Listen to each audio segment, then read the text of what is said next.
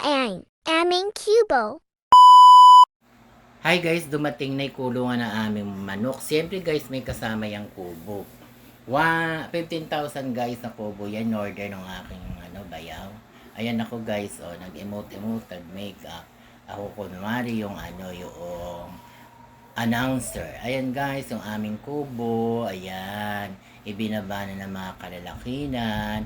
Ipapasok nila dito sa aming bakod. Ang bilis nila guys, para bang may gulong yung kubo. Di ba guys, nakita nyo guys? Sinaasinta nila guys kung paano nila ipapasok ang kubo. Maliit lang guys yung aming bakod. Kaya guys, nagkaroon sila ng konting problema dito. Sa unang attempt nila guys, ang pagpasok, hindi sila umubra. Kaya ayan guys, nag-try sila uli guys. Hindi pa rin guys umubra. Napagod na yata guys sa mga kalalakinan. Nisip nila kung paano nila maipapasok ang kubo sa aming maliit na bakod. Siyempre guys, kailangan ng diskarte. Marunong naman sila dito guys Hindi nila guys ipapasok ang sarili nila sa ganyang kalagayan. Kaya guys, nag-iisip sila guys o nagpapahinga lang. Naghahanap guys ng lakas para maipasok ulit nila ang kubo. Napag-isipan nila guys na medyo iangat nila para magkasya guys sa bakod. O kaya guys, igigitna nila para masakop niya yung pwesto ng pinakakubo at magkasya sa bakod. Ayan guys, nagpahinga lang sila saglit dahil siyempre guys, isipin mo guys, puro kahoy yan. Ang material niyan mabibigat. Kaya siguro guys, nakakaramdam din sila ng pagod. Kaya guys, pinag-isipan nilang maigi kung paano nila ipapasok ang kubo sa aming maliit na bakod. Ayan guys, napahinto sila guys kasi guys, nasabit yung net sa bakod. Kaya ayan guys, medyo nagkaroon ng konting damage ang net, yung pinaka-boom nila. Naipasok naman guys sa pilitan. Kaya lang guys, napunit yung net. Kaya sila ay magkakaroon pa ng another trabaho. Yan guys, naipasok na guys. Ipupwes nila guys sa gilid. Ayun guys, yung aking bayaw, yung may-ari ng kubo. Siya po bumili niyan, 15,000. Ewan ko po guys kung kasama na kulungan ng manok sa 15,000.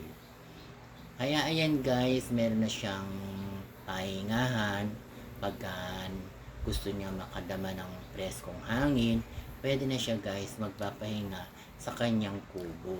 Syempre guys, kasama na rin kami doon pagka wala siya, o kaya diyan kami magbabanding, kakain, magse-selfie.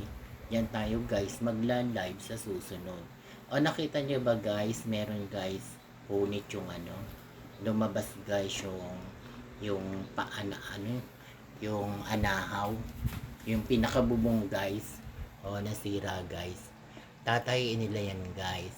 Pagkatapos guys, babarnisan muna nila yung aming kubo. Syempre guys, para maging presentable sila. At saka pala guys, meron din silang dalang katangan, 4 na bato. Kakatang nila dun guys yung kubo para medyo tumaas.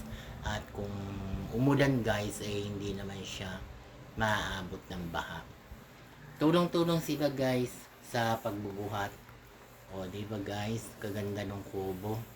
Natalbugan pa nga yung aming terrace Yung bubong namin nakaangat. Siyang ganda ng bubong, may net. Sa makatwid guys, na iayos rin ang kubo. At ito ay nasa maganda ng pwesto. Ayan guys, patuloy pa rin ang aking pagbablog sa aming nabiling kubo. Ayan guys, babarnisan na. Mahaba guys ang video ito, kaya iba inedit ko na lang guys.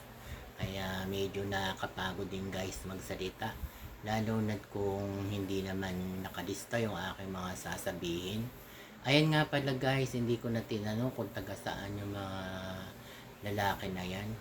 Kung ang sabi ng aking bayaw, taga mayap-yap. Ayan guys, nililinis nila, winalis, at saka guys, binarnisan. At yung isang guys naman na lalaki, may dalang tali, tatahiin niya yung nasira ng bubong, napunit.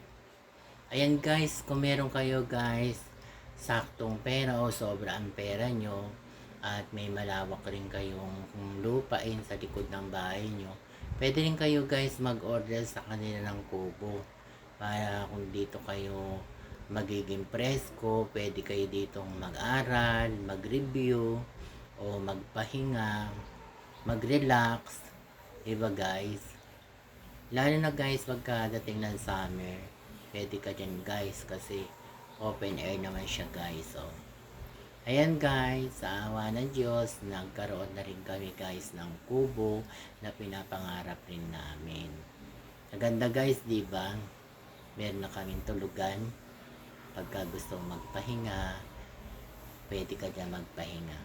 Nasa likod guys ng bahay namin yan. Dito sa may tabing dalawang mangga.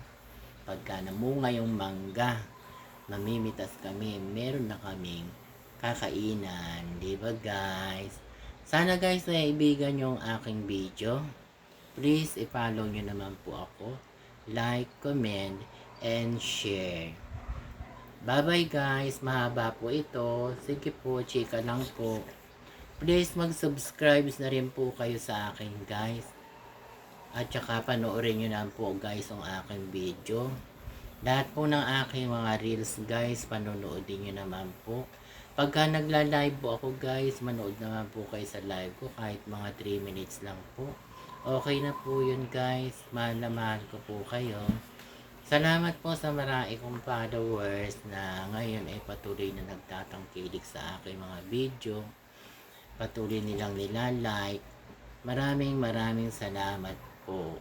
Yan po ang aming kubo. Sana po naibigan nyo ang aking video. Mahaba pa po ito guys. O, diba guys, pinipinturahan pa po. O. Nagbabarnis po sila. Mamaya po guys, sila ay meron namang konting pasalamat ng pakakainin po sila ng aking bayaw. Nagluto po kami ng sopas para meron naman po silang merienda.